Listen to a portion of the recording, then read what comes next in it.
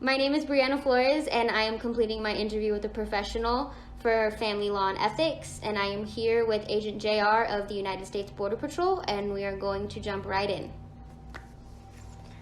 Okay, how long have you been doing this job? I've been with the Border Patrol almost 15 years. Where are you? Cruces, New Mexico Station.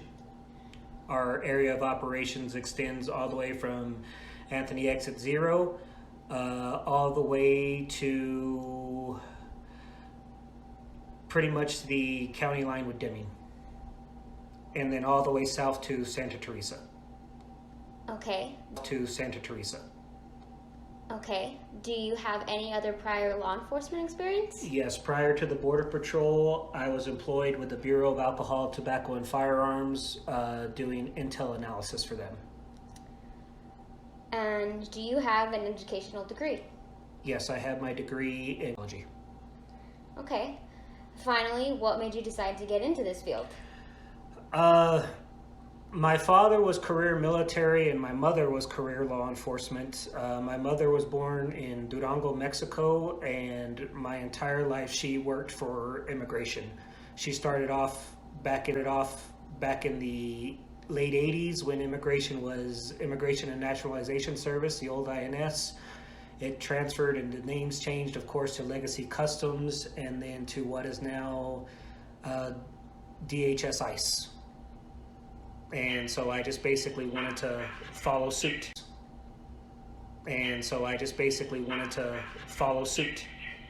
Because that's what I knew. Okay, so now we're going to get really into the tricky questions. What are some ethical areas that you find tricky or hard to approach when dealing with families on the job?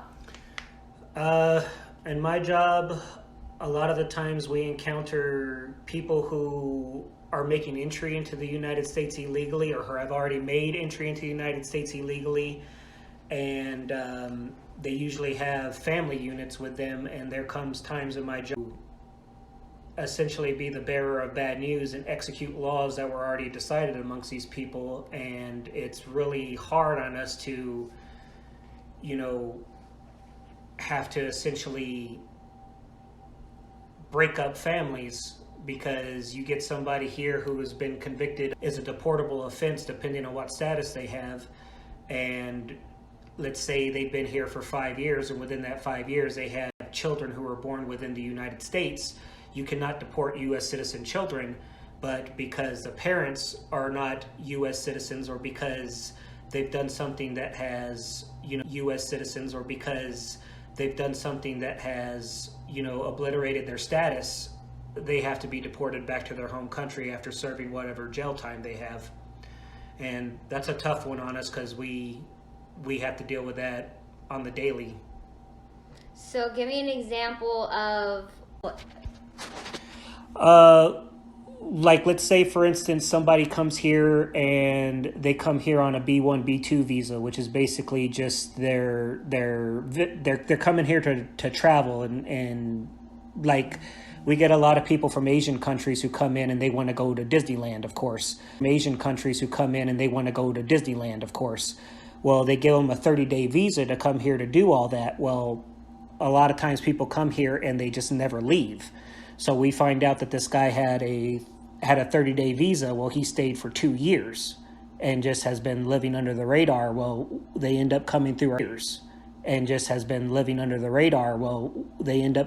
checkpoints, and through checking their status and all that, we find that out, and they have violated their status and they have to go back home.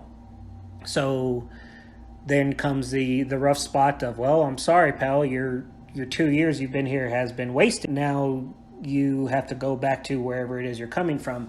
They're given the option to basically go to an immigration judge at that time and essentially plead their case, and the immigration judge is who decides whether or not they get deported or not. It's not us we are not the ones who make the decision.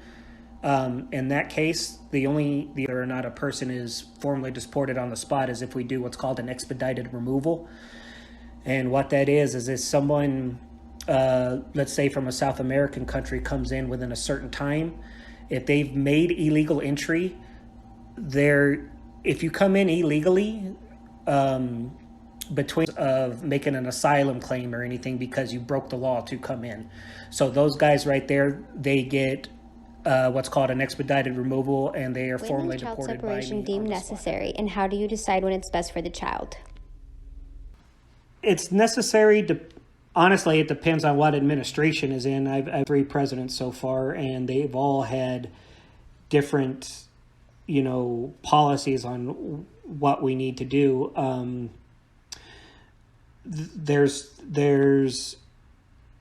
It's definitely necessary. Like with the example I gave before of having somebody who has already been convicted of a felony, or they have warrants for their arrest in other states. I had a gentleman one time that I caught in Deming, New Mexico, who had warrants for his arrest for rape in Washington State.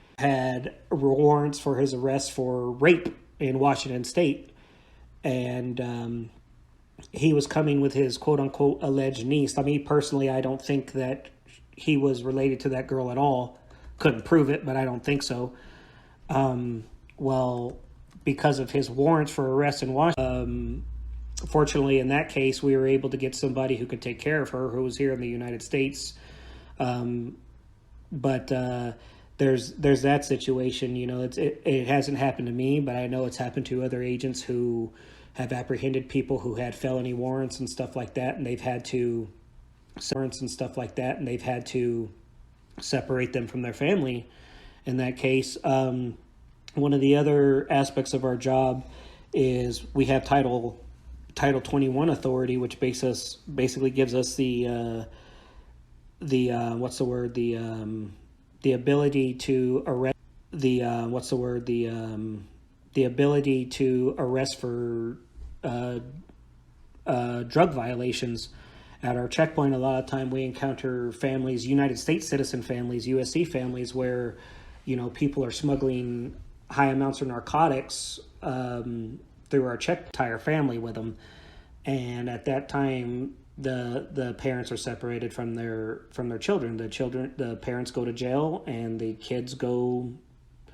A lot of times they go to other members of the family, but depending on the circumstances, there may be chances where, child protective services have to be called to. What are some specific laws that go into play when you are dealing with immigrant families or families in which parents are offended? There are guidelines and policies we have to follow on the station level and on the national level when it comes to separating families. It's not necessarily a border patrol policy as much as it is like a correctional facility policy. For example, anybody who commits a crime, like if you're driving in your car, you are going to be separated from your kid because they're not going to allow you to take your child with you to prison. All right, but as far as specific laws, I think it was in 2015, that there was an actual Supreme Court decision that came down regarding juveniles in our detainment facilities.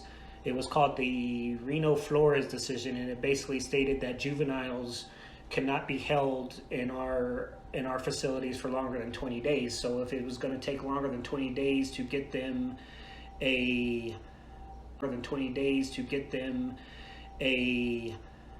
court, an immigration court date or any of that other stuff like that, we had to release them into the United States, basically on their own recognizance. And what happened was they would give us an address to basically forward them the false addresses, and these people were basically they would allowed to disappear into the United States. We'd never see them again. So that's one of the laws that we have to deal with all the time. Dealing with that, we are constantly refreshed on that every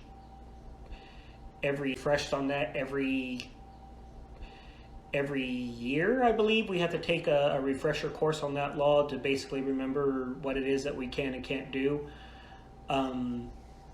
It comes back to bite us a lot of the times because the people who are smuggling, the criminals basically who are smuggling the people who are smuggling, the criminals basically who are smuggling people in know that there's a loophole in that law, and they will not allow unaccompanied minors to just go off on their own into the United States. So what they do is they'll come here as what we call a family unit, or with them they were basically allowed to go free into the United States. There were a lot of times where we saw people taking advantage of that, where people would claim that the child that was with them was a relative, but you could tell that that kid did not belong to them at all.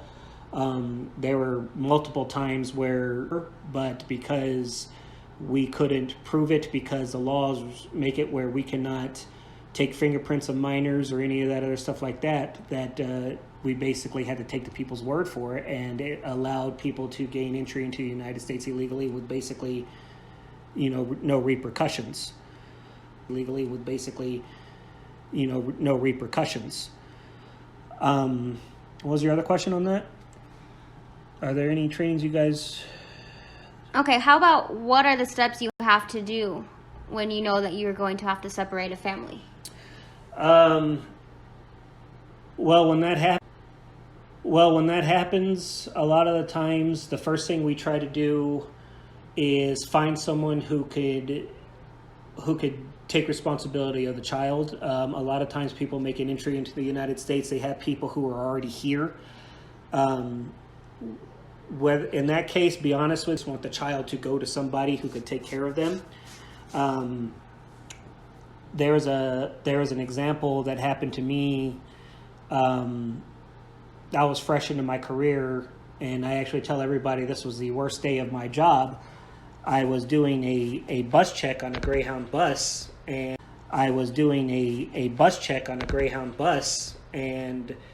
in the very back of the bus there was a family that turned out to be from Honduras. The husband and the wife were from Honduras.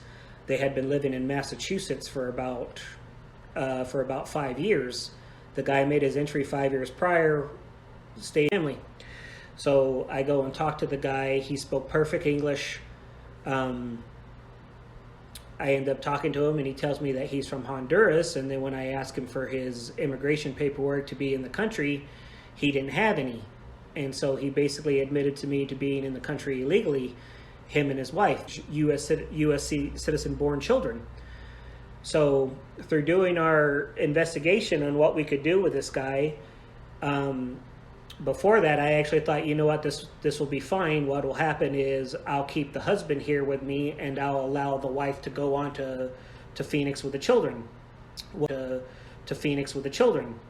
Well, the wife didn't want to do that. She wanted to stay with her husband. Long story short, she had the equivalent of a 5th grade education, was completely dependent on the husband for everything, and basically said that she could not survive without her husband. And so I had to take everybody at that point without her husband. So we came into problems later on because it turned out that this guy was ordered deported in absentia. What that means is when he made his entry, he was caught in Massachusetts for being in the country illegally, and he was given a court date to go to an immigration judge and basically plead his case. Well, he never showed up. So that's like with us, if you're giving a court date and you don't show up, they give you a bench warrant. If you get a bench warrant, you're going to go to jail when you get caught for whatever it is, traffic violation or whatever. They're going to put you in jail so you can go face your judge. Well, what happens with us in that case is the order in absentia, makes it to where if you're caught, you are automatically formally deported because the judge has ruled that since you didn't bother to show up, you're getting deported. So that's what happened to this guy. I didn't have anything I can do at that time to help him because he was already formally deported. So that gentleman was... The problem came in where the wife flipped out about all that, and we were not going to deport her. We were going to allow her to go to Phoenix with the children, but when she came and told us that as soon as she gets to Phoenix, she's walking to Honduras with her children, that then puts us in a position to where we have to think of the kids' safety. You can't, this is all in Spanish, of course. I'm like, ma'am, you can't say those things like that because you're going to force me into a position where I have to consider your children over you. And so she wanted to go to the immigration camp with her husband, and they were not going to allow her children to go in there with her because it's a correction. And they were not going to allow her children to go in there with her because it's a correctional facility. No underage kids can go in there. So after hours and hours of trying to figure out what to do, I even suggested, because they had at the time, I think she was a 3-year-old little girl and a 5-year-old little boy. At the time, I think she was a 3-year-old little girl and a 5-year-old little boy. I suggested them to try to let me to adopt that little girl because I had no children at the time, me and my wife at the time, and I really felt I could have gave that girl a better life than she ever known. And they tried to go with it, but long story short, it didn't happen. And services and Health and Human Services to come and take those children because the family they had in the United States that we called would not come to get them because they were all here illegally and they believed that it was a trap to come arrest them. No matter how many times I told them that was not the case, we just needed someone to come pick up the kids. So it left us with no other option than to call Child Protective Services, Health and Human Services, and they came and took those kids away from their parents. And it was the worst thing I ever had to see at that time. I had bought that little girl and that little boy toys from the Walgreens next door, teddy bears, candies, anything I could to try to make them not worry so much, and everything was fine up until Child Protective Services came and took the boy one way and took the little girl the other way. Okay. And last question. How has your job experience changed each time under different presidencies? What presidencies have you served under the Border Patrol, and how did their term affect your work environments and encounters with families? For example, their demeanor with you, their resistance, willing to cooperate, just these types of things. Well, in 15 years, I have worked under 3 presidents. I think when I first got in 2006, and that was 2 years left under Bush Jr. When I got on with him, it was essentially the Wild West out here. It was, we were allowed a lot more discretion under Bush, which is basically we could get somebody and instead of formally deport them, we could give them what was called a voluntary return, which is basically let's say I checked the bus and there was someone here illegally who just made entry. I could ask him, okay, listen, man, you got a choice. You could voluntarily return to Mexico with just a record saying you've been caught once, that's it, but no kind of crime. It's literally a slap on the wrist. Or you could go to the immigration jail and wait for a judge to plead your case. Well, a lot of the people, of course, would take, I'll just go back to Mexico, because as soon as they got back into Mexico, they'd try to come in again. That I actually thought was cool in a way, because, a lot of people coming in are just guys trying to better their life or whatever the situation may be, and I get that. I'm sympathetic to that, but unfortunately the law is written. I'm sympathetic to that, but unfortunately the law is written a certain way for a reason, and so to me, I felt that was kind of cool. All right, listen, dude, you haven't committed a felony. You're not Hannibal Lecter or anything like that. Go back to Mexico. If you're going to try to come given that leeway to give them that option. Under Barack Obama, a lot of people don't know this, or they chose to forget it. He actually implemented a zero tolerance policy. During his first administration, Barack Obama was actually very, very hardcore on immigration. He had a very strong immigration stance. We actually had a nickname for him, a deporter-in-chief. I deported more people under Barack Obama than I had any of the other presidents I worked for. He was very big on that. Under his zero tolerance policy, the initiative was basically, when it first kicked off, was the intent was to prosecute all amenable adults. So there was no group that was excluded from that. So, you violated 8 U.S.C. 1325, illegal entry into the United States, and you were formally deported. Whereas before we were given that voluntary return option under Bush, under Obama, we weren't. Everybody was getting prosecuted for making illegal entry. And it was good in the fact that after a year or two of doing that, the actual illegal immigration numbers declined a whole lot. People stopped making entry into the United States. Because they knew if they got caught that they were going to go to jail and get formally deported. So it's good as far as a deterrent. And then it was that way for a long time. I remember an interview with Barack Obama for a long time. It's impossible to find now because the way the media works, of course. Where he was doing an interview talking about the children coming through and how hard it was for them and how dangerous it was for them to make these journeys with these people. Dangers and horrors they have to face going through, riding on top of trains in South America, walking through, the desert for hundreds of miles and basically possibly being left to die, all that stuff like that. And Barack Obama was real big on spanking people. There was that with him. On his second term, things began to change towards the end of his presidency. His immigration stance completely flipped. He went from,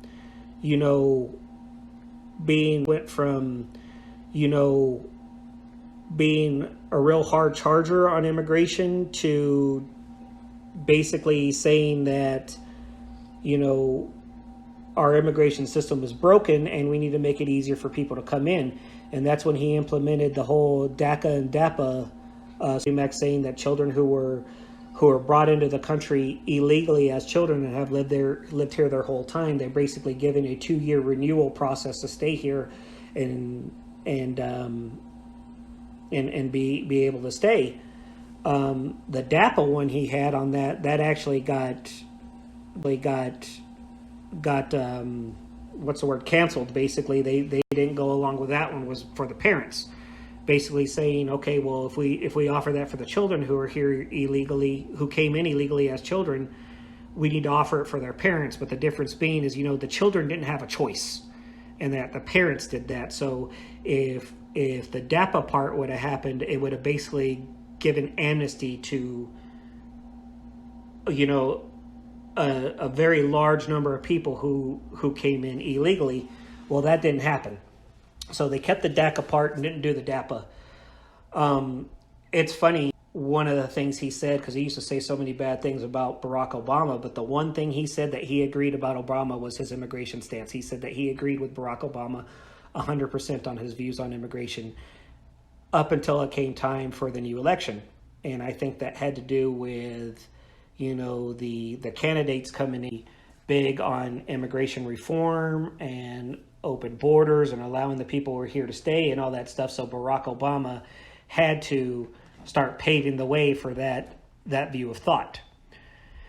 Now under Trump, the migrant caravan. Under Trump, the migrant caravans came through under Trump, so that became his problem, and all the laws that were in place were basically put on Trump administration policy, saying this is the way that they wanted it to be. And that's actually not the case. Those laws and everything were in place well before Trump was in office. He was just published laws.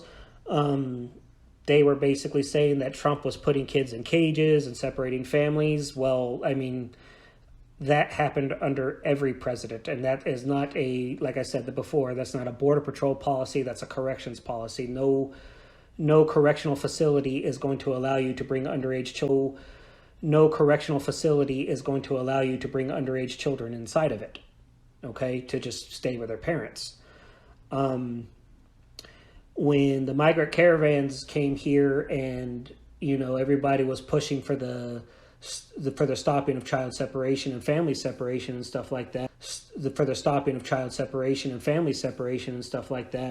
a lot of people don't know that Trump actually signed an executive order halting child and family separation at the border. He's the only president who, in history, who's as far as how the different presidencies have changed our. Under Bush, it was pretty simple. I mean, of course, there were times where, people hear horror stories on their journeys from South America and Mexico to here about how we are the boogeymen. They see that we're actually not like that. It's pretty tame, and when they see that we're trying to work with them, it's okay. Under Obama, towards the end of his presidency, his second term, things started to get a lot more hostile with us. We got a lot more resistance from people we caught and people bringing them in, and not just that, but U.S. citizens who came to basically, chastise us for doing our job. There was a case here in Las Cruces where it was actually in town, and there was 4 guys driving in a car that I had already apprehended once. I knew who these guys were. And so I pulled them over and arrested them again. And this goofy white lady comes up to me and starts screaming at me in the middle of a parking lot and basically chewed me out, telling me how do I sleep at night, and how could I do such a terrible job, and I'm a monster, and all this stuff like that. And I went right to her, took my name tag off, of course, because I didn't need her, reporting me for this. But I went up to her and I asked her, I was like, ma'am, do you know these 4 guys? She said no. And I said, well, let me tell you what I know about these guys. One of them had already been arrested for rape. Another one had 2 DUIs that caused accidents. And so I was like, so you have these guys here. I'm like, do you have children? Yes, I have daughters. I was like, would you feel fine with me leaving that guy who's already been here arrested for rape in the same area as, where your kids are? And she told me, she's like, no, I'm not talking about them. Those guys are monsters and they need to go. And I said, how am I supposed to know who it is I have until I catch them? And then I gave her an example of something that could honestly get me fired. That exact same day, probably about 3 hours before, I had a trainee with me at the time. We pulled over a family off on Doña Ana. It was a husband, a wife, 2 USC kids. Doña Ana. It was a husband, a wife, 2 USC kids. They had been here about 2 years, as illegal as could be, didn't speak any kind of English, should have been deported that day. But because they had the kids with them and they were a block away from their house, I told them, today's your lucky day, pal. Go home. Don't come back out. Praised me for being a good guy and all that stuff. And I told that lady that, and, it changed her mind. She probably thought I was lying to her, but I wasn't. It was the dead truth. We had just let an entire family go, but I arrested 4 scumbags, and it made me the devil. So that's the kind of things that I have to deal with on a lot. It's really bad now under Trump because of our political climate that we're in and all that stuff. People don't realize that it's not us doing this job who are making the decisions. We are just doing the job that we signed up to do. We have no say in what the laws are or what the policies are. We have no say on who should be here and who should not. Our job is to enforce the law, and that's it. And, now we're getting people peaceful protesting. I don't know what's peaceful about throwing bricks and bottles at us, but we have that all the time. We have people coming through the checkpoints with their political agendas, trying to start fights with us on things like that. So because of the political climate we're in right now, it's a lot more now under this presidency. People are a lot less willing to cooperate now with certain things. No matter how cordial we're being with them or how easy we're trying to make pass for them, it's just straight resistance. It's a lot. Now it's just straight resistance. it's a lot harder to do my job now with all the quote unquote political red tape, the way the media is portraying us. Everybody now, anytime I make any kind of arrest, there's always somebody with a camera watching everything I do, which puts me in danger because I'm sitting there watching everything I do, which puts me in danger because I'm sitting there watching the person with the camera, trying to, keep my eye on them when I should be keeping my eye on the subject that I'm arresting. Those are the type of things I got to deal with. Comments or things you'd like to address? Yeah, you talked earlier about, being put in ethical situations. There's lots of times where you get people I arrest people on my job who are just regular people, good people who are just trying to make a living, but yet I'm aware that they've come in illegally and therefore have broken the law.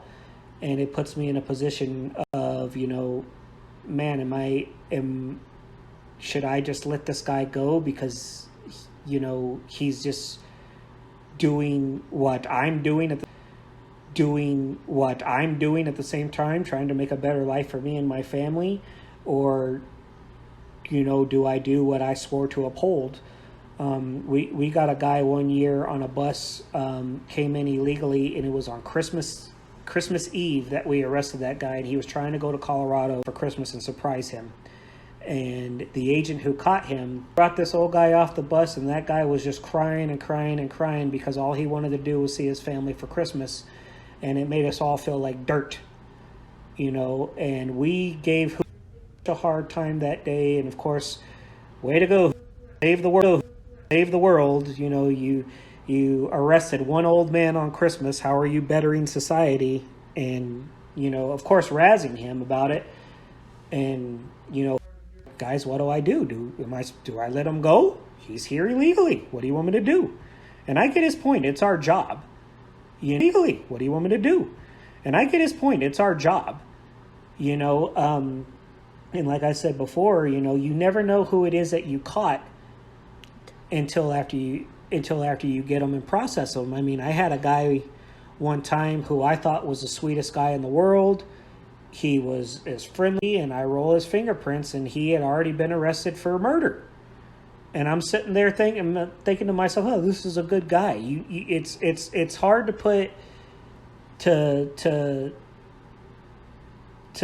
sit there and think about that of like, oh, well, could I have just let this guy go and everything would have been okay? What if it did something bad and I found out? That would have been on me, and I would have to sit there and accept the fact that somebody's life has dramatically changed because I did not do my job. But getting back to the point of your questions, when it comes to family law, family law, and child separation in my field and stuff like that, unfortunately, it is an element that's always going to be there anytime you're doing any kind of law enforcement job, whether it be me specifically like that. There's going to be circumstances and cases where children are involved. Take domestic abuse and domestic violence situations where you have a parent who's putting their family in danger, and they come and separate the families for those kids. It's going to take a toll on the kid, and it's going to make an impact on their life. We say as officers that we're hoping that it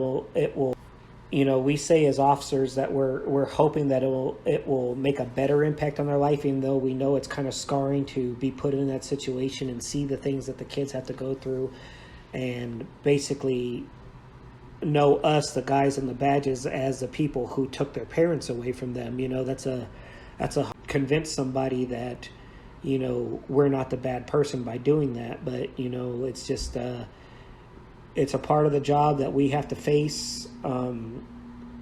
There's times where a lot of the times we do everything we can to keep that from happening. We make sure we place the children together. A lot of times it works, a lot of times it doesn't. It all, and no case is ever the same. That is one of the hard things that we deal with on our job all the time. And we get a bad rap in the media, unfortunately, as being the guys who are just going basically hunting for people, and it's really not the case. We there's been lots of times where I've given kids or families or people out there that I've apprehended out there in the dirt. I've given them my food. I've given them my water. I've bought toys for the kids, anything we can to try to make them more comfortable, because it's not the kids' fault that they're in the situation they're in. And we're well aware of that. We get a bad rap of just being machines out there, but to be honest with you, a lot of us, we are extremely compassionate and to that these people are going through, and not all of them are criminals. Some people are legit fleeing their country. Some people are legit trying to look for a better life. The problem is we don't know that until after we've apprehended them. So I mean, it's one of those things that once they're there with us, and it's one of those things that once they're there with us, and we see the situations people are in, we actually do everything we can to try to make things as minimal of a stressful situation for them.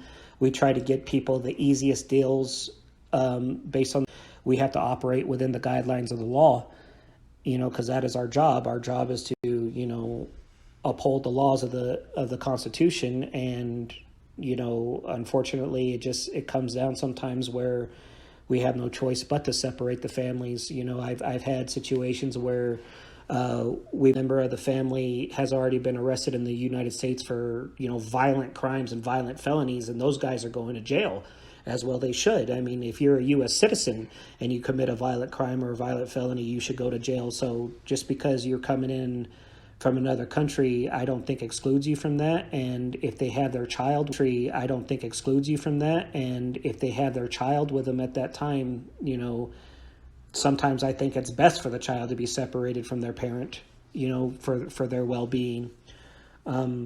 We do a lot we can to try to take care of the kids in this job, because all of us have families. We all have children. We all see our kids and these kids, and our heart melts for them when we see the situations they're in or what they've been through to get here. And